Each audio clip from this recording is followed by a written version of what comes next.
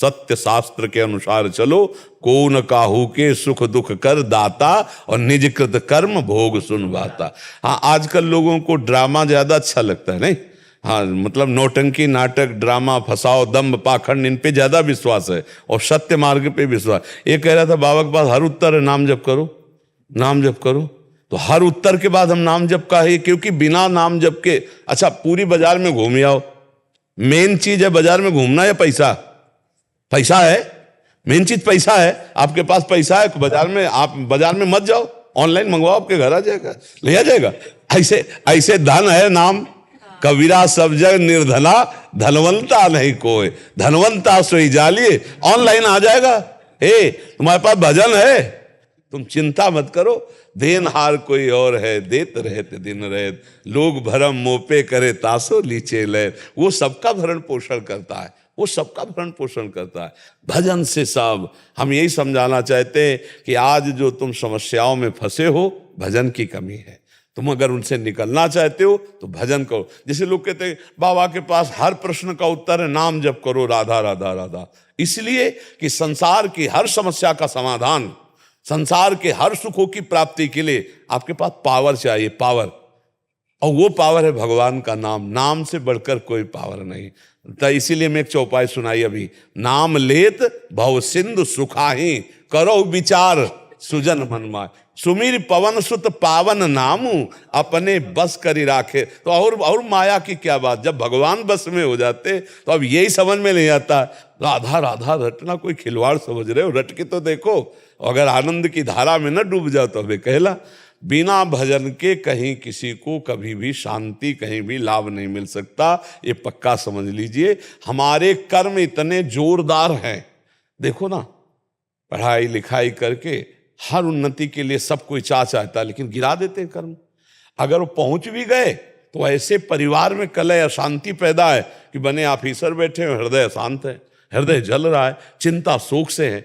और देखो, और जो नाम जप करता है ना, तो माना उसके पास कोई पदवी नहीं और बड़ा माल नहीं, लेकिन उसको नींद की गोली लिखानी पड़ती है, चैन से आराम से सोता है, आराम से जो नमक रोटी खाता है, और परिवार में बड़ा प्रेम है और बड़ा आनंदमय जीवन। भक्तों में भले लौकिक धन का अभाव हो, लेकिन संतोष, धन, शांति, ये सब आपको, और यही तो चाहने के लिए धन की जरूरत है। बोले शांति मिल जाए, चैन से हम जीना सीख जाएं, इसीलिए तो हम चाहते हैं धन। लेकिन भगवान का भजन नहीं होगा तो धन शांति नहीं दे सकता। देखो कैसी कैसी कितना कितना धन है, पर शांत है क्या? अब आपके पास तो जो मिलेगा तो आपको लगेगा बड़ा आदमी, बड़ा सुखी। हमारे पास जब बैठता है ना, तब पोल खुलती है। भजन शांति देता है, भजन बुद्धि को धर्म में सिखाता है, भजन संतोष देता है, भजन सहनशीलता लाता है, और भजन जब है तो प्रकाश हो जाता है। जो चाहोगे वो प्राप्त हो जाएगा। जब भगवान मिल जाएंगे तो माया क्या चीज है नहीं? इसलिए भजन करो, सबका सार है भजन। खूब नाम जप करो, खूब भगवान की आराधना करो, और जितना बन जाए दूसरों का उपकार करो, दूसरों की सेवा करो। परहित सरिस धर्म नहीं भाई, दूसरों को सुख पहुंचाने के बराबर धर्म नहीं है। और ये बातें आजकल कम समझी जाती हैं। हम जो कुछ बोल रहे हैं ना, ये अनुभव से बोल रहे हैं। हम जैसे ऐसे कह देते हैं ना कि किसी की भी ताकत हो, इसलिए हम अनुभव से बोल रहे हैं कि अवश्य में भोक्तव्यम कृतम कर्म शुभाशुभम।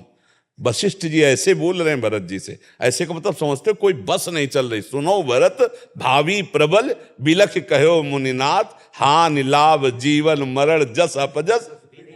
इतने बड़े महापुरुष हैं कि नई सृष्टि रच सकते हैं वशिष्ठ जी, लेकिन वो कह रहे हैं सुनो भरत भावी प्रबल बिलखि कहो मुनिनाथ, हानि लाभ जीवन मरण जस अपजस विध्यान।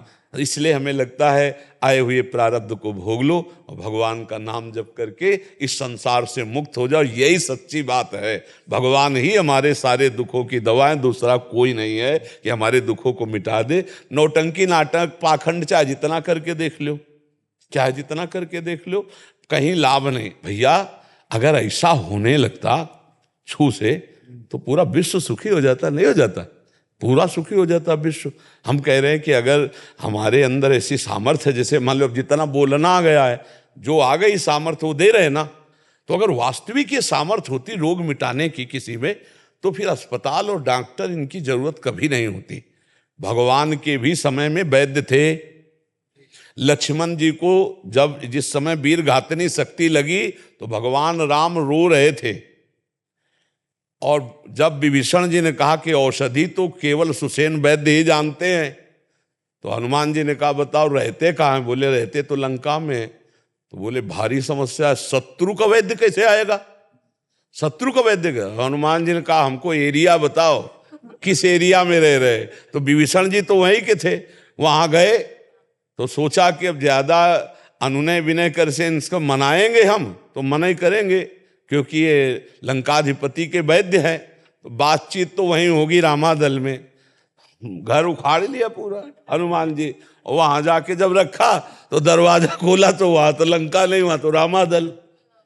उनसे फिर भगवान ने उनको शास्त्रीय पद्धति से बताया कि वैद्य का, डॉक्टर का एक ही धर्म है, मरीज को ठीक करना।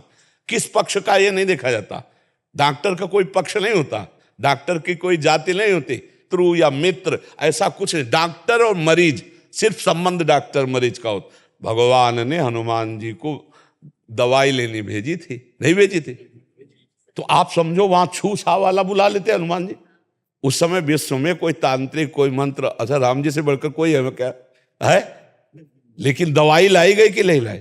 वैद्य बुलाया गया, दवाई लाई गई, पीस के पिलाया गया, पूरी कथा है। तो इसीलिए भाई हम कहते हैं नौटंकी नाटक पर विश्वास मत करो। जब तुम्हें कोई रोग हो तो डॉक्टर, अच्छे डॉक्टरों से सलाह लो, अच्छी दवाइयां लो और भगवान का नाम जप करो। एक कलावा बांधने से, जंतुर बांधने से रोग नष्ट नहीं होते, पाखंड केवल है और कुछ नहीं। सच्ची बात है तो हमसे मान लो, सच्ची बात मान लो, इसलिए कि हम बचपन से बड़े बड़े महात्माओं को, सिद्धों को देखे हुए हैं, खूब उनसे मिल। गंगा किनारा ये हमारा जीटी रोड रहा है, वहीं एक से एक बड़े बड़े सिद्धों के दर्शन होते रहे, बड़े बड़े महापुरुषों के दर्शन होते रहे। तो कर्मों का फल अवश्य भोगना पड़ता है, जो शरीर रचना के समय, और जो जमा है कर्म उनको भजन से नष्ट कर दो। खूब राधा राधा राधा राधा राधा रटो, वो नष्ट हो, और आगे संभाल के कर्म करो, आगे की खेती संभाल के बो। अब पाना है तुम्हें कलमी आम और बो रहे हो बम्बूल, तो भैया कांटा मिलेगा, आम नहीं मिलेगा। तो ऐसे ही चाहते सुख हो और कर रहे हो पाप कर्म, तो भैया दुख मिलेगा, सुख नहीं मिलेगा। बिल्कुल यहाँ साफ साफ का हिसाब है। भगवान की भक्ति समस्त दुखों के निवारण के लिए है, समस्त रोगों को सहने की सामर्थ्य भगवान की भक्ति देती है। जासु नाम भव भेषज हरन घोर त्रयशूल, सोई कृपाल तो मोहि पर राहु सदा अनुकूल।